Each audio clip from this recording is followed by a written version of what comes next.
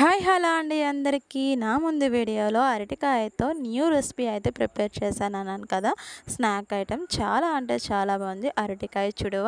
దీనికోసం అయితే ముందుగా 2 అరటికాయలు చెక్కు తీసేసుకొని పక్కన పెట్టుకొని స్టవ్ ఆన్ చేసుకొని కళాయి పెట్టుకొని ఆయిల్ అయితే వేసుకున్న తర్వాత ఆయిల్ బాగా హీట్ అయిన తర్వాత మనం కొబ్బరి కోరుకునే గ్రీస్ చేసే దానిలాగా ఉంటుంది కదా, దాంతో అయితే మాత్రం ఆయిల్లోనే డైరెక్ట్గా అరటికాయని గ్రీస్ చేసుకోవాలి. దీన్ని ఫ్రై చేసుకొని గోల్డెన్ బ్రౌన్ కలర్లో వచ్చిన తర్వాత పక్కన అయితే పెట్టేసుకొని దాంట్లోనే తాలింపు కోసం ఎండుమిర్చి, కరివేపాకు, పల్లీలు అయితే వేయించుకోవాలి.